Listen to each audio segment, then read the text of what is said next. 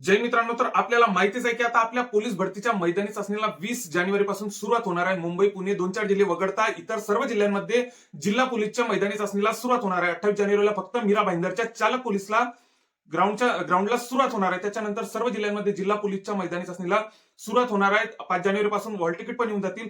पण अशातच आता आपल्याला ग्राउंडमध्ये किती मार्क्स घ्यावे लागतील कॅटेगरी वाईज, त्याच्यानंतर पेपरमध्ये किती मार्क्स घ्यावे लागतील, टोटल जर केली आपण टोटल मार्क्स आपल्याला किती घ्यावे लागतील, तर यावर आपण सविस्तरपणे बोलणार आहे. त्यामुळे व्हिडिओला स्किप करू नका. चॅनलला जर आतापर्यंत नवीन असाल तर चॅनलला नक्कीच सबस्क्राईब करून घ्या, जेणेकरून ज्या समोरच्या मैदानी चाचणीच्या आता हॉल तिकीट तर 5 तारखेपासून येतीलच. आणखी जशा या 2025च्या भरतीच्या रिलेटेड, मुंबईच्या रिलेटेड, पुणेच्या रिलेटेड, मीरा भाईंदरच्या रिलेटेड ज्या काही अपडेट येत राहतील तर त्या आपण अचूकपणे आपल्या चॅनलवर टाकत असतो, युट्यूबच्या मार्फत, व्हिडिओच्या मार्फत. तर त्यामुळे आपल्या चॅनलला नक्कीच सबस्क्राईब करून ठेवा. आता सोबतच आता आपण बघितलं की कॅटेगरी वाईज आपल्याला आता 2023 ची जर भरती बघितली, 2024 ची भरती बघितली, तर त्या त्या लिस्टांवरून आपण जर विचार केला तर आता इतर कॅटेगरीमध्ये आता एसटी कॅटेगरीचा जर आपण विचार केला तर एसटी कॅटेगरीच्या कशा प्रकारे लिस्टा लागल्या, तर एसटी कॅटेगरीच्या लिस्टा ह्या समजा आता आता माझ्या एक अंदाजावरून 120 जर आपण क्रॉस केले तर बऱ्यापैकी आपलं 2-3 जिल्हे जर अपवाद सोडले तर 120 जर आपण क्रॉस केलं तर आपलं सिलेक्शनचं बऱ्यापैकी चान्सेस असतात. मुलींबद्दल पण बोलतो मी. मुलींनी जर कोणत्या पण कॅटेगरीच्या मुलींनी जर 115 जर टोटल केली ना, कोणती पण कॅटेगरी असो मुलींची, त्यांचं सिलेक्शन हे 100% होऊ शकते. अपवाद 1-2 जिल्हे जर सोडले तर. त्याच्यानंतर 115 जर आपण टोटल केली ना, 115 आता तुम्ही कशा प्रकारे ग्राउंडला किती मार्क्स देता, पेपराला किती मार्क्स देता, पेपर तुमचा कशा प्रकारे येतो, ग्राउंडला तुम्हाला मार्क्स किती येतात, पण टोटल इतकी जर तुम्ही केली ना 115, तर तुमचं सिलेक्शन हे 100% होऊ शकते. 115 जर घेतले, 115 हे खूप हायस्ट झाले. आपण जर मागच्या आता ईडब्ल्यूएसचा जर महिलांचा आपण विचार केला मागच्या भरतीमध्ये, तर बऱ्यापैकी जिल्ह्यांमध्ये 2-4 जिल्ह्यांमध्ये तर डायरेक्ट जागा 4-4 जागा होत्या, पण त्या चारीच्या चारी जागा ह्या खाली गेलेल्या आहेत. तर अशा प्रकारे बऱ्यापैकी महिलांच्या जागा तर खाली जातात.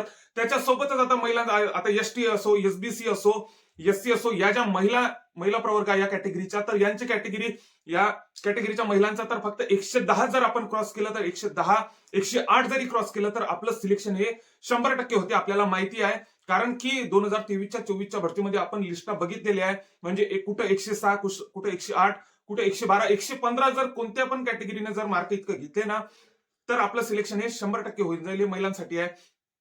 त्याच्यानंतर पुरुष उमेदवारांसाठी एसटी कॅटेगरीत जर आपण 120 जर क्रॉस केले ना, तर आपलं सिलेक्शन हे 2-3 जिल्हे जर आपण सोडले तर नक्कीच आपलं सिलेक्शन हे आपल्या जिल्हा पोलीसला समजाईल. आपल्याला या जे 2 ऑप्शन आहे मागचे, कारागृह पोलीस असो की कारागृह पोलीस असो की एसआरपीएफ असो, तर या ऑप्शनवर आपल्याला अवलंबून राहावं नाही लागणार. 120 जर क्रॉस केले, अपवाद 2-3 जर जिल्हे सोडले आपण या भरतीमधले, तर आपलं सिलेक्शन हे 100% होऊ शकते. त्याच्यानंतर जर आता एससी कॅटेगरी जर बघितली तर 125 जर आपण एसटी असो की एसबीसी कॅटेगरी असो, या ज्या 2 कॅटेगरी आहेत, यांनी जर 124, 125 यांच्या दरम्यान जरी मार्क घेतले तरी आपलं सिलेक्शन हे 100% होऊ शकते. कारण की मागच्या लिस्टा इतक्या काही हाय वगैरे गेल्या नाही. एसबीसी कॅटेगरीचा जर आपण विचार केला तर फक्त तुम्ही 122, 123 जरी क्रॉस केले तरीही आपलं सिलेक्शन हे कोणत्या पण जिल्ह्यामध्ये होऊ शकते. 125 जर घेतले तर विशेष क्लोज आहे. आपलं सिलेक्शन हे 100% होऊ शकते. त्याच्यानंतर एससी कॅटेगरी 125 जर आपण 125, 126च्या आसपास जरी आलो ना, आपलं सिलेक्शनचे बऱ्यापैकी चान्सेस वाढतात.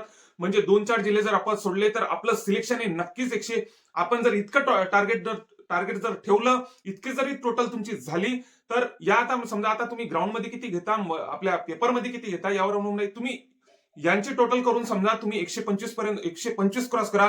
आपलं सिलेक्शन हे एससी आणि एसबीसी कॅटेगरीमध्ये नक्कीच होऊन जाईल. आणि बाकीच्या ज्या कॅटेगरी आहेत, ओबीसी असो, एनटीसी असो, ह्या ज्या कॅटेगरी आहेत, यांना आपण बघितलेलं आहे की 130 क्रॉस केल्याशिवाय यांना पर्याय राहत नाही. कारण की आतापर्यंत लिस्टा ह्या 130च्या वरतीच गेलेल्या आहेत. त्याच्यामुळे 130 क्रॉस करणं आपल्याला कंपल्सरी आहे. अपवादात्मक परिस्थितीमध्ये समजा आता 127, 128 वर काही लिस्टा लागतात, पण 130 जर क्रॉस केले, 130, 132 या दरम्यान जर आपण मार्क घेतले तर आपलं सिलेक्शन हे होतच असते. आणि जर 130च्या जर खाली आले आपले मार्क्स, तर बऱ्यापैकी आपले चान्सेस हे कमी होतात सिलेक्शन होण्याचे. त्यामुळे आपल्याला माहितीच आहे, आता जुन्या मुलांना तर माहितीच आहे, हे नवीन मुलांसाठी आहे.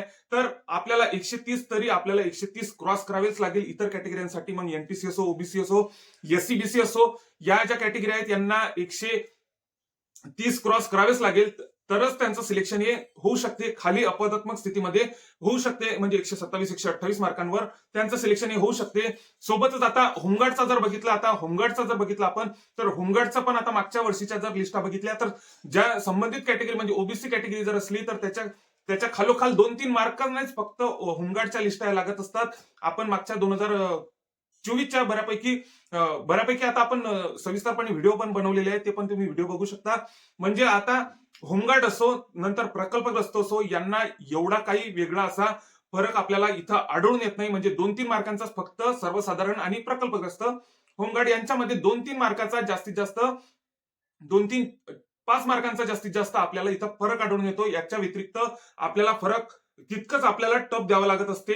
सोबतच आता फक्त फरक कोणाला पडतो तर महिलांना पडतो, माजी सैनिकला पडतो. माजी सैनिकच्या बऱ्यापैकी जिल्ह्यांमध्ये जागा ह्या खाली जात असतात. तर माजी सैनिकने जर 100 जरी क्रॉस केले, 105 जरी क्रॉस केले तर आपलं सिलेक्शनचे बऱ्यापैकी चान्सेस असतात. पण याच्या आता 2024च्या जर भरतीचा आपण विचार केला तर बऱ्यापैकी जिल्ह्यांमध्ये 90, 96, 100, 104 अशा प्रकारेच लिस्टा माजी सैनिकच्या लागलेल्या आहेत. त्याच्यानंतर अंशकालीनच्या जागा आपल्याला माहितीच आहे की अंशकालीनच्या जर जागा आपल्याला भेटल्या नाही, उमेदवार भेटला नाही, उमेदवार हा भेटतच नाही सहसा, तर त्या आपल्या सर्वसाधारणला भेटतच असतात. मी आधी पण सांगितलेलं होतं की अंशकालीनच्या जागा बघून आपण अर्ज करायला पाहिजे, जेणेकरून त्या सर्वसाधारण उमेदवारांना आपल्या अंशकालीनच्या जागा ह्या भेटत असतात. त्याच्यानंतर आता जर बघितलं आपण भूकंपग्रस्ताच्या पण जागा भेटतात, म्हणजे खूप कमी जागा असतात, एकच जागा असते. बऱ्यापैकी कॅटेगरींना जागाच नसतात. ओबीसी सारख्या मोठ्या कॅटेगरींना आणखी ओबीसी एससीबीसी अशा कॅटेगरींना भूकंपग्रस्ताच्या जागा असतात आणि त्या पण भरल्याच जातात. म्हणजे मुंबईला पण मागच्या वेळेस भरल्याच गेलेल्या आहेत. आणि सोबतच आता इतर आता होमगार्ड असो प्रकल्पग्रस्त असो, मी सांगितलेलं आहे की 3-4 मार्कच आपण खाली धरून घ्या.